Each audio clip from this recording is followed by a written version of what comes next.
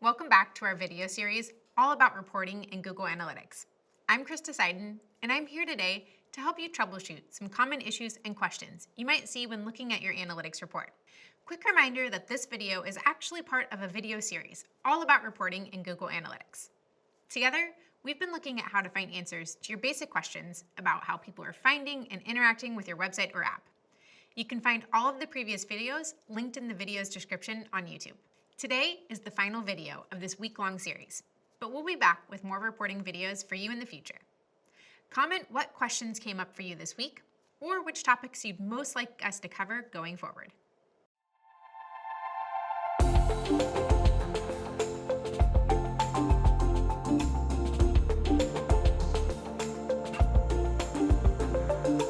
So today we're answering some reporting questions that you've already submitted, and there are some clear common themes. We'll address your biggest question about values like not set or other in tables, and we'll also talk about how to approach trend oscillations and apparent data discrepancies. One caveat, the answers to these questions will vary and be unique to your situation. So while we ultimately can't guarantee a specific answer to your specific property, we'll still be able to cover some common causes and solutions to these issues. With that in mind, let's get started. First, let's answer the question, how do I validate my data? Many of you want to know how to make sure your data is flowing into Google Analytics properly and is working correctly. So there are a lot of ways to go about this, but let's start with implementation.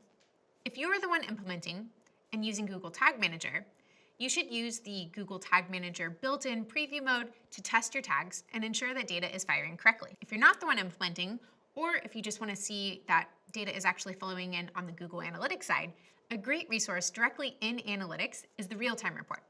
Let's briefly look over at the real-time report so I can show you what I mean. So the first thing to look for is that you actually have traffic coming into your site.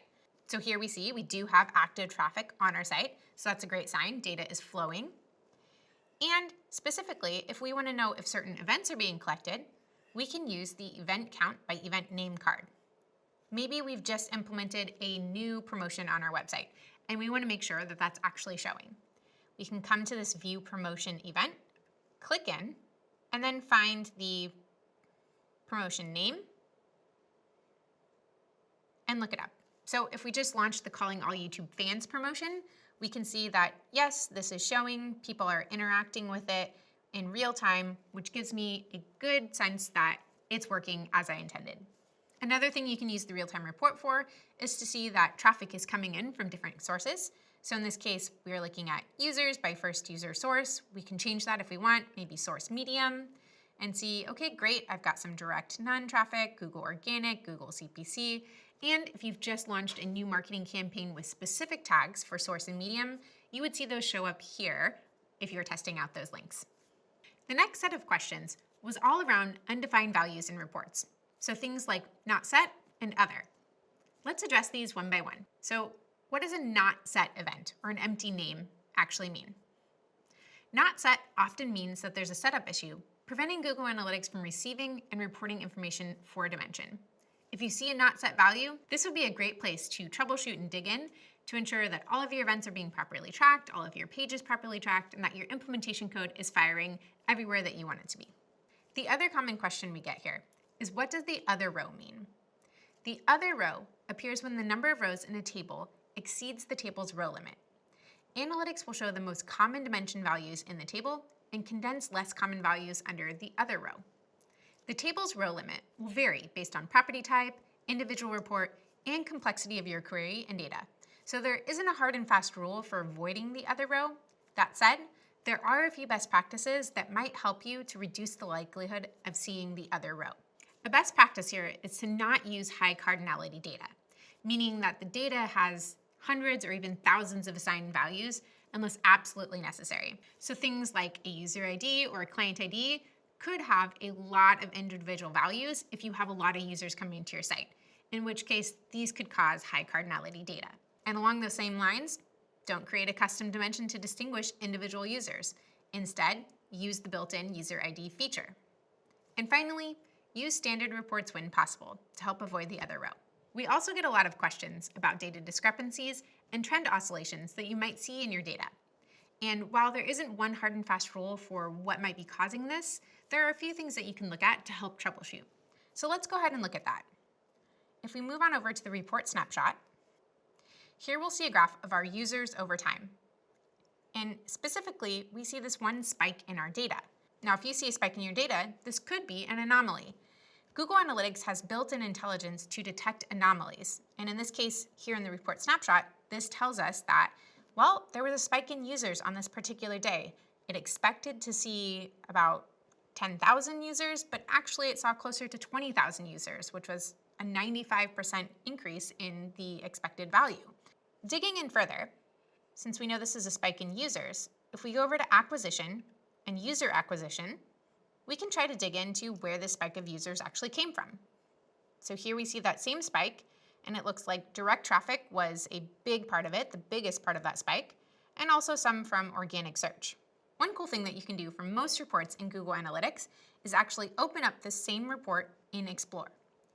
If we come over to this little button here that says Edit Comparisons, down at the bottom, you can click Explore. This will open the same report in Explore. Here we have our table report, and we also have a line chart. And on this line chart, we do see those same anomalies, and this time broken out by new users per channel. So direct, we see there is 7,800 visits from direct, and expected was 2,100, so a 267% increase. This looks like the majority of our traffic came from direct on this day. We can dig in farther by trying to understand if this is legitimate traffic or potentially spam traffic. If I go back over to the table report, what I want to do is add a few dimensions here that can help me understand the legitimacy of this traffic. Now, there are a lot of different dimensions that you might use to help understand traffic, such as country, browser type, browser version, device type, operating system, and more. And we'll just add a couple of those here to see if we can narrow it down. So I'll go ahead and add some of those dimensions, such as country,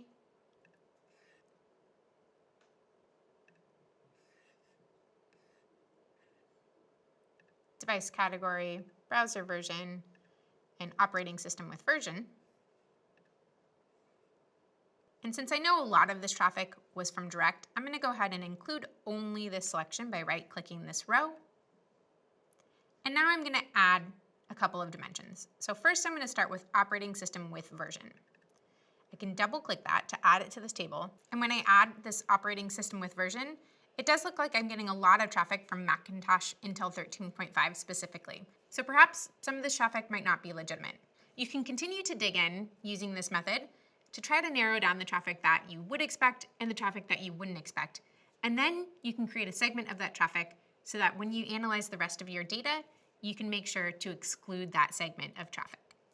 Going back over to reporting, we do often see lots of trend oscillations in data, and it's also important to know if those are expected or unexpected. So for example, maybe your business does most of its sales during the week. You would probably expect to see dips in your data over the weekend, and that would reflect on the graph. So if you see a sudden dip over the weekend, but it goes back up Monday through Friday, this might be expected behavior and not something to worry about.